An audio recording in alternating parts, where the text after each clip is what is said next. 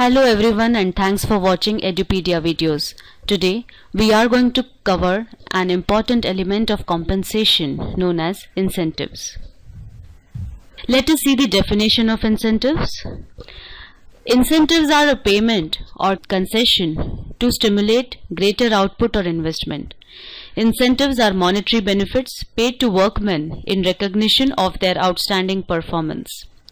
ILO refers to incentives as payment by results. The use of incentives assumes that people's actions are related to their skills and ability to achieve important longer run goals. Many organizations by choice or tradition or contract allocate rewards on non-performance criteria. Incentives are regarded as a payoff for performance. Let us see the features of the incentive plans. It may consist of monetary or non-monetary benefits. If both these elements are mixed up, it provides diversity needed to match the needs of individual employees.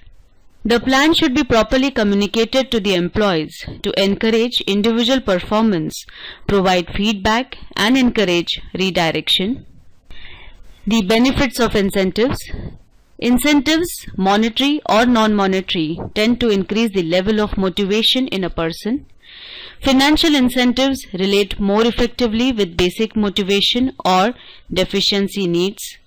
Non-financial incentives are linked more closely with higher motivation.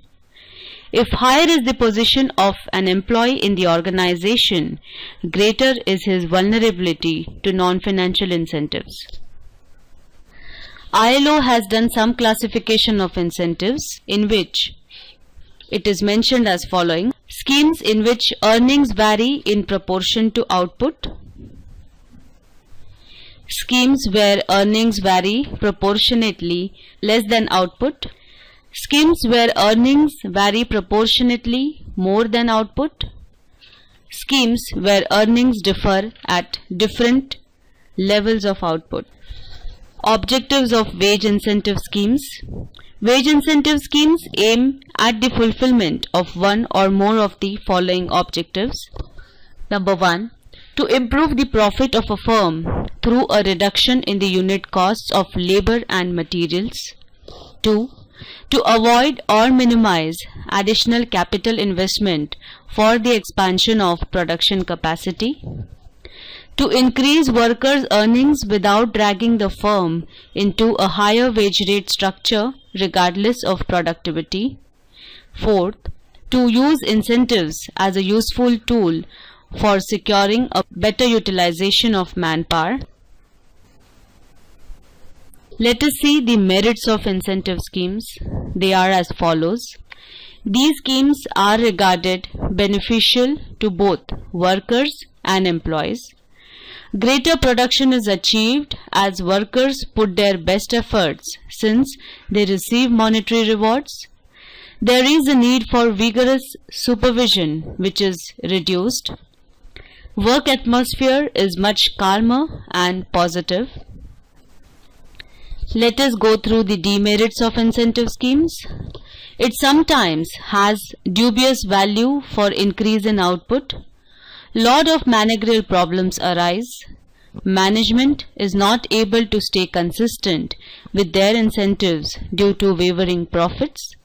Technological advancement is also a major hindrance as automation eases the work, so there is no need for much efforts. There are different types of incentive plans. They are Halsey Premium Plan, Rowan Premium Plan, Taylor's Differential Piece Rate Plan, Emerson's Efficiency Plan, Nat's Task Plan, Co-Partnership System. We are going to study these plans in much detail in our further videos. Thanks for watching Edupedia videos.